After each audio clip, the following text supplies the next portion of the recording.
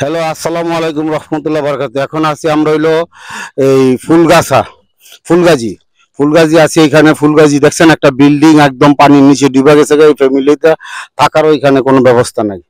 এই জন্য আপনারা আমাদের সাথে থাকেন ও দেখেন এখানে খুব ভয়াবহ অবস্থা। এই ফুলগাছি এরকম ভাবে পানি ডুবে গেছে গা, যে এটা পর্বত না, ঠিক আছে। একদম বিল্ডিংটা একবারে পানির নিচে ঢুকে গেছে গা। এটার জুম করে নিয়ে আসো। হুম, একটু উঁচা করে। বিল্ডিংটা একবারে পানির নিচে, দেখছেন? এখান দিয়া বিল্ডিংটা একবারে পানির নিচে চলে গেছে। এই বিল্ডিং এ মানুষজনও থাকতে পারতেছে না। এইখানে খুবই খারাপ অবস্থা। এইখানে রাস্তাঘাট সবকিছু ডুবে গেছে। এইখানে কি করো, এদিকে দেখো, এগুলা এই ফুলগাছা এলাকায় খুবই খারাপ অবস্থা। দেখছেন পানির স্রোত, দেখেন এখানে পানির কি স্রোত। এইখানে এখানে পানির অনেক স্রোত। এই ফুলগাছা, এখানে পানির অনেক স্রোত, দেখছেন? এখানে দেখেন পানির স্রোত, দেখেন পানির স্রোতটা কত। এখানে পানির স্রোতটা দেখেন। হ্যাঁ, বাড়িগুলো একদম পানির নিচে চলে গেছে। পানির নিচে একবারে পানিগুলা। হ্যাঁ, পানিতে একবারে ডুবে গেছে গা এই বাড়িঘর গুলা। হ্যাঁ, আসলে এটা হলো ফুলগাছা।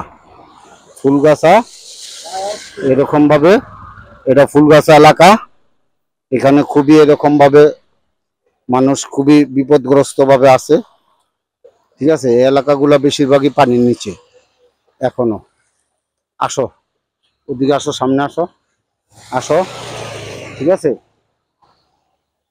এই ফুলগাছা, এই ফুলগাছা এরকম ভাবে এই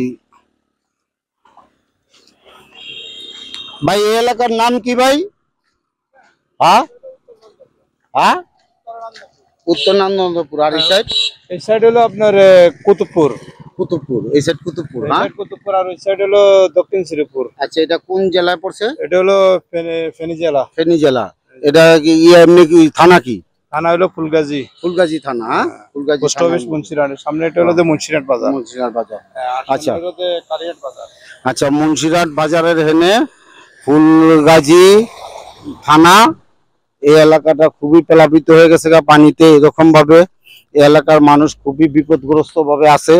এখানে এরকম ভাবে দেখেন আপনারা, এই রাস্তাঘাটগুলি একবারে ডুবে গেছে গা এই এলাকাগুলি, ঠিক আছে। এইখানে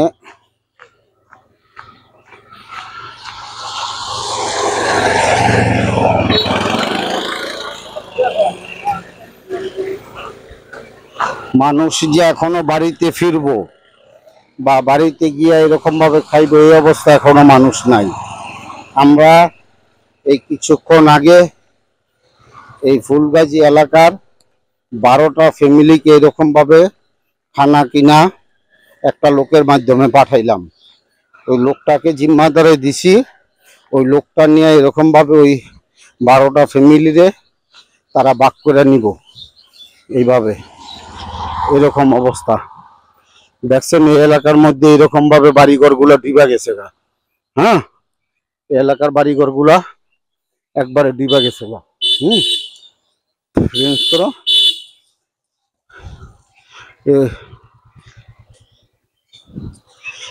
দেখছো, আসো। এই এলাকার বাড়িগুলো একবারে পানির নিচে এখনো।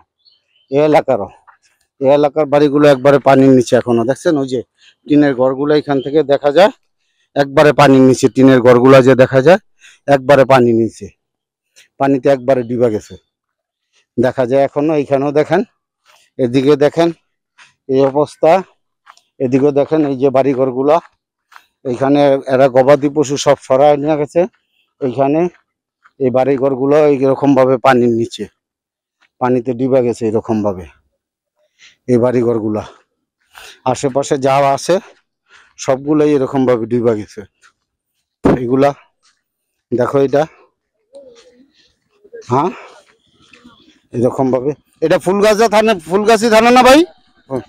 আচ্ছা, ফুলগাছি থানা এলাকায় এখন আমরা আছি, ঠিক আছে। তো আমরা ইনশাল্লাহ আলহামদুলিল্লাহ এই এলাকায় আমরা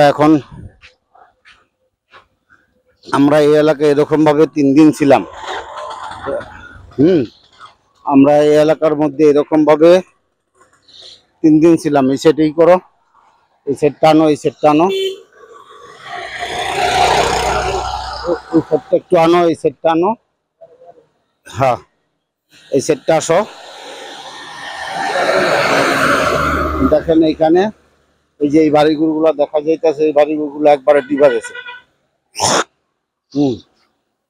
ওই বাড়িঘরগুলো একবারে ডিবা গেছে, অবস্থা খুবই খারাপ। এখানে এই যে রোডঘাট সবই ডিবা গেছে গা। রাস্তাঘাটের অবস্থা, সাইডের অবস্থা খুবই খারাপ, এখানে সবকিছু ডিবা গেছে গা। তো আপনারা এই এলাকাবাসীর জন্য দোয়া করবেন, আর এই ভিডিওগুলো বেশি বেশি শেয়ার করবেন, কারণ এই ভিডিওগুলা এতভাবে শেয়ার করবেন যাতে এই বাংলাদেশের সমস্ত মানুষ এবং বিশ্বের সবাই দেখতে পারে। আসলে এই অবস্থা একমাত্র ইন্ডিয়ান পানি ছেড়ে দেওয়ার কারণে। তো এই এলাকার মধ্যে অনেক ক্ষয়ক্ষতি হয়েছে, এখনো মানুষ ঘরবাড়িতে ফিরবো এরকম অবস্থা অনেকের নাই। ঘরবাড়ির জিনিসপত্র নষ্ট হয়ে গেছে গা, এরকম অনেক কিছু। গবাদি পশু বিভিন্ন জায়গায় আছে, গবাদি পশুদের যে বাড়িতে নিয়ে খাবার দিব ওই ব্যবস্থাও তাদের নাই।